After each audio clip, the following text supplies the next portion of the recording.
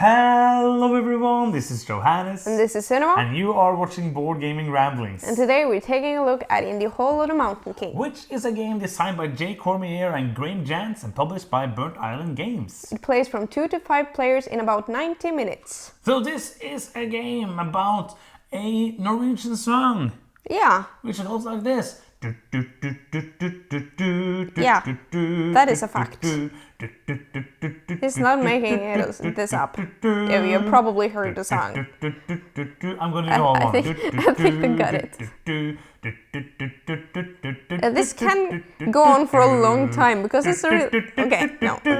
Oh, it's okay? Yeah, it's okay. You got it now. It's basically the same thing, just over and over in a loop, quicker and quicker. You can go and listen to it somewhere. We're not going to get any money for it. I think you find it on YouTube. Oh, they'll find it. Yeah, it's a song, but this is not a song. This is a board game. And in this board game, you are in the Hall of the Mountain King. Yes. So basically what has happened in the game, like the theme on this game, you are trolls. And you've been banished from your Mountain King Hall because of I think there's goblins that's been doing a war with you. Theme, I'm good at it. Theme of this game, I think it's something like that. This showing how professional reviewers we are. Yes. It is a war, I remember that. It's a war. I don't remember if it's like goblins or imps or whatever. But somebody drove you away from the mountain. I know you're coming back and trying to dig it open and find all the treasure, find all the statues that you made and make the best hall ever for the Mountain King.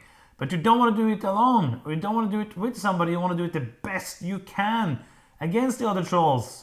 This is always where a theme starts to fall apart in Euro games.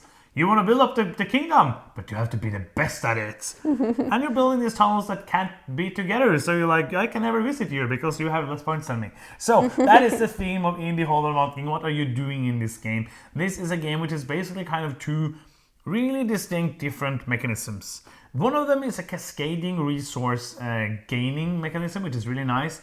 You have these trolls in your troll moot. You're starting with 4 of them in the bottom row, kind of a pyramid. And then one thing you can do with your turn is to take a new one and add to the pyramid. And then you're going to get resources on that card and also resources on the cards that are under that card. So the higher up in your pyramid you're going to cascade down and get more and more resources. Yeah, it's kind of like a reverse pyramid scheme. Because they're only the people on the top is getting anything. So this is like a nicer pyramid scheme where everybody gets resources, not only the people on the top. So you're going to do that. That's one of the things you can do. The other thing you're doing in this game is to build the tunnels in the mountain, which you will do by placing like this Tetramino style. This is another Tetramino style game. Yes, the Isle of Cats was just right there now, and now it's this one, which is another one of these. So the other thing you do is you spend resources, either stone, iron, or heartstone, not the PC game, but resources, to build these tunnels in different sizes to get different kind of points. The more valuable resources you use or materials you use to build them, the more points you want to get. And you will dig up new resources, some statues that you want to move around. The closer to the middle of the board, the closer to like the core of the mountain you get those statues, the more points they're worth. You can get some pedestals to put up there as well, which will double the points of the statues. You can, if you place tiles in like a square, you can, or a rectangle, you can get some of these grand halls, which will net you more points, and even more points if you have statues on them. And that is basically what you are going to do. You can use some spells to get special effects at the beginning of the round. You can use workshops, but basically you are going to take a troll or you're going to build out tunnels to the game board. And you're going to continue doing this until 2 people, not in the 2-player game, there's only 1, but until 2 people have finished their little pyramid of trolls, which means they've taken 6 trolls. So it's not going to be a super long game.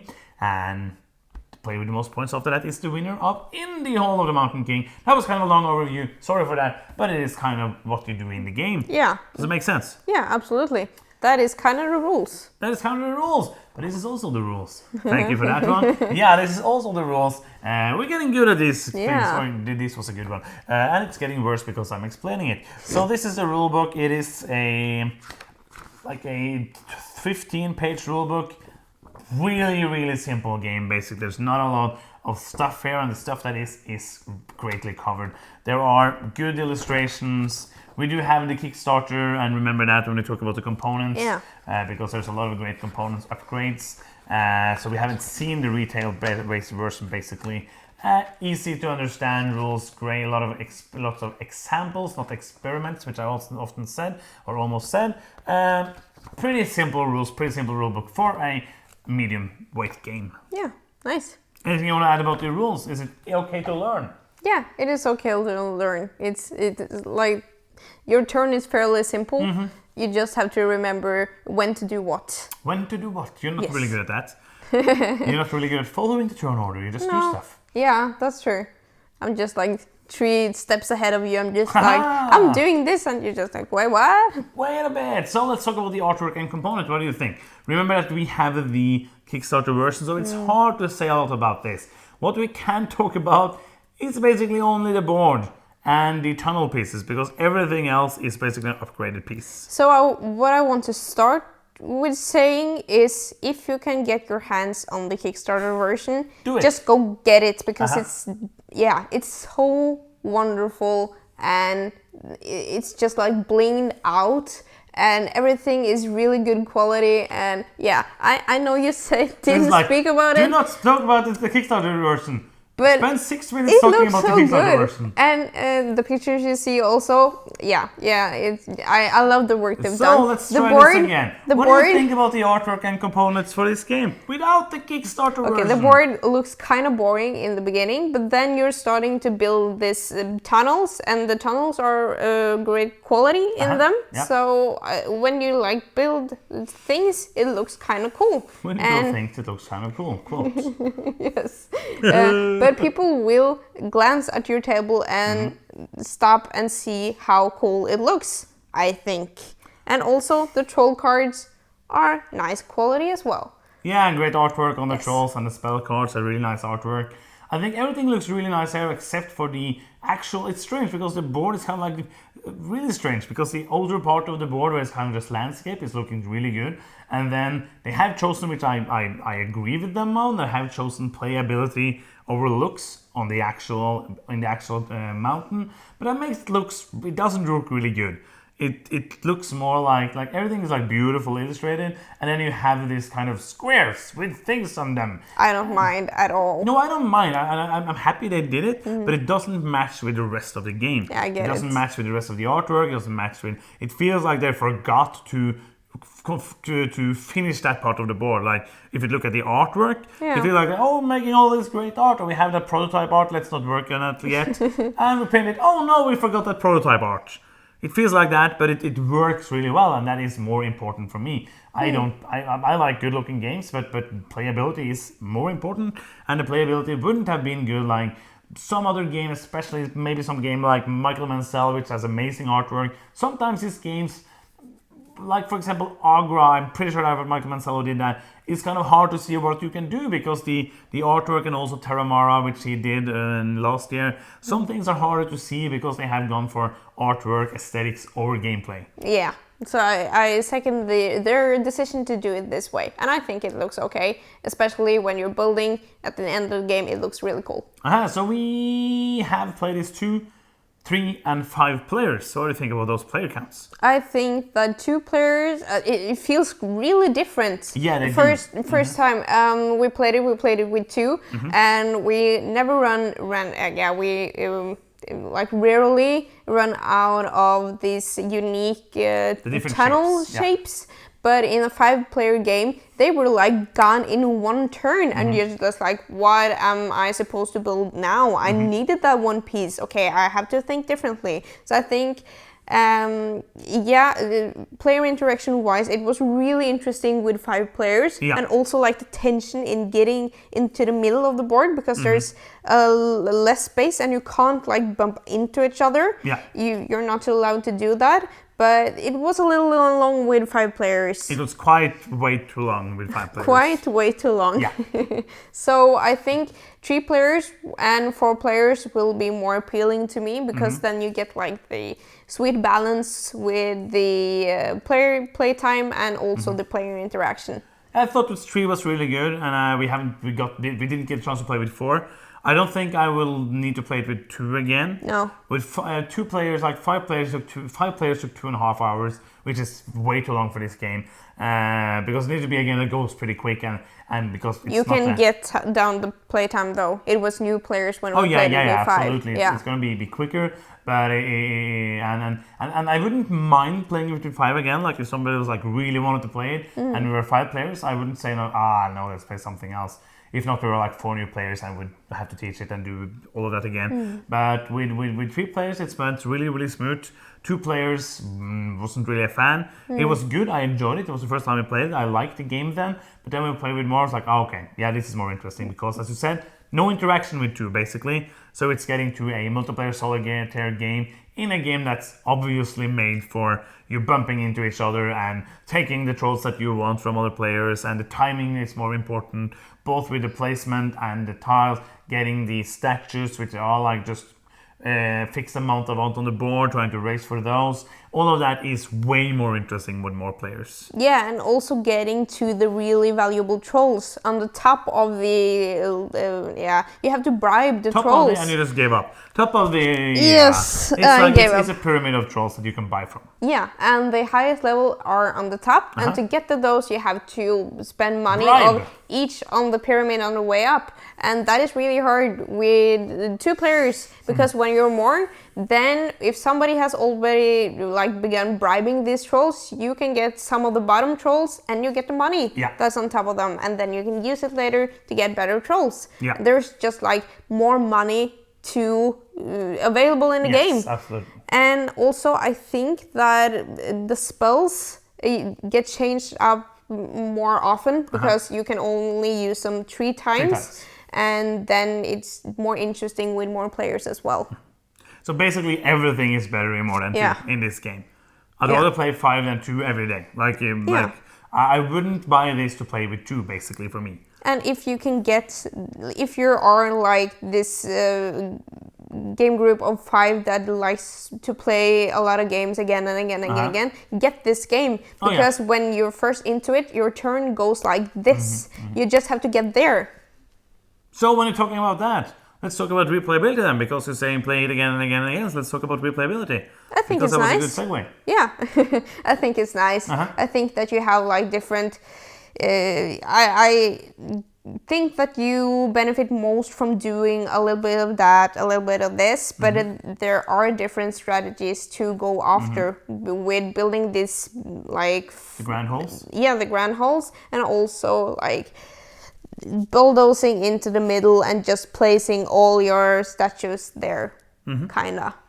And if you're getting these thrones or not, what is it called? Pedestals? Yes. So I think there's some replayable ability here. There's not a lot of variability. I don't think there's many strategies. I think you basically have to do a little bit of everything. You can focus on something, but you can't like, I'm not going to go for statues this time. You're probably not going to win. Yeah, but you can do like, I'm going to go for Hearthstone and build this really valuable but then you need to be able to get the trolls that get Hearthstone. You cannot decide that in the beginning of the game.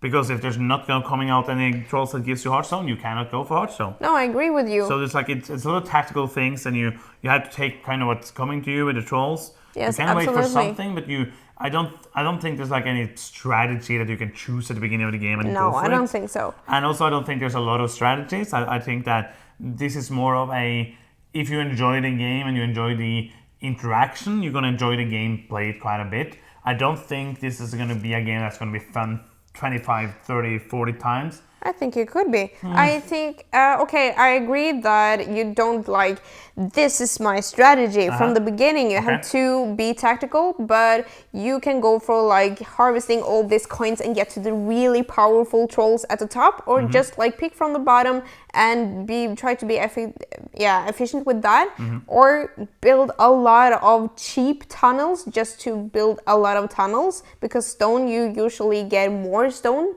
from one troll than you get Hearthstone, but then they're worth less. A lot less. Yeah, so I think that you have to be tactical, and also I just think that I would have fun with this like 10 times more. Yeah. I think.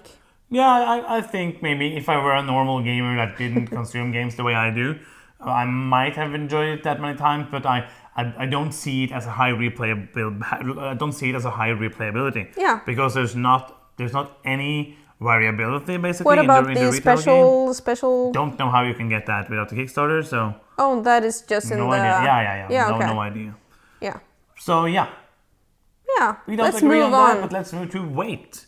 And this is simple. Yeah, it's a lighter end of medium for me. Yeah, but it's still interesting decisions. I think it's interesting to see, should I take this troll that I want now, or should I try to spend the loss of my resources before I trigger another cascade, or should I just like wait for the statue that I want to get to, or should I snag that lost T piece now so I'm sure that I get some resources on the way? I think that is interesting. It's enough here, especially the timing things you talked about, like it's the most interesting thing, but it is it's a lighter game, but I think there's enough here to be interesting. But the most important thing is it fun? Are you having fun while you play it? Is the gameplay fun? What is fun about the gameplay? And if it's not fun, what is not fun about the gameplay?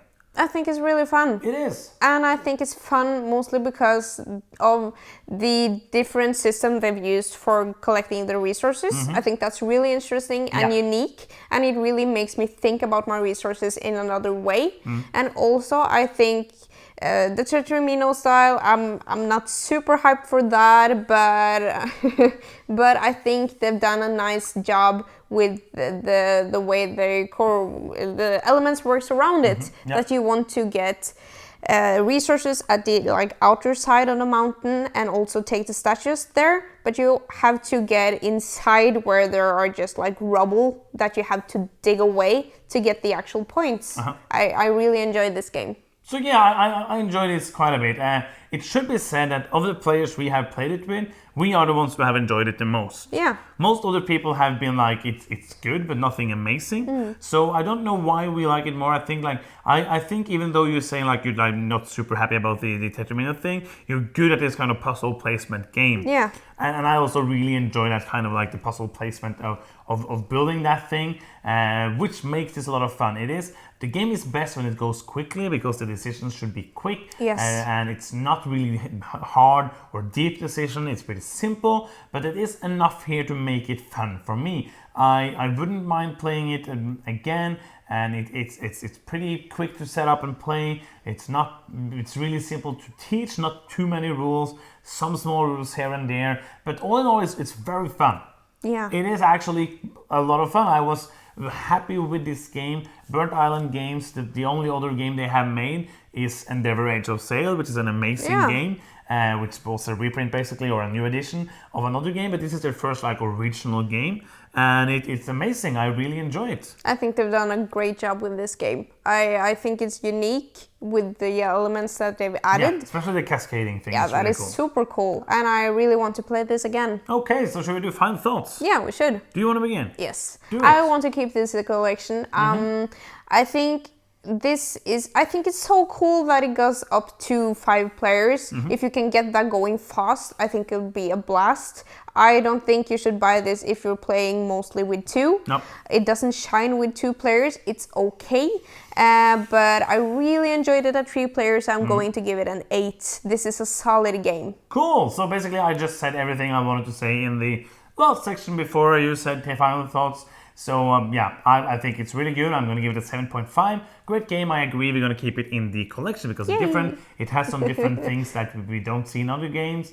And it's simple enough to teach and has enough meat on the bone. Yes. So that's the end, right? Yeah. Awesome. If you're still here, please subscribe to our channel if you haven't done so already. Also click the bell button to get notifications. And if you want to check out our Patreon, you can do that in the link in the description. And that's that. Thank you so much for watching. I'm Johannes. And I'm Sunniva. And you've been watching Board Gaming Ramblings, and bye-bye.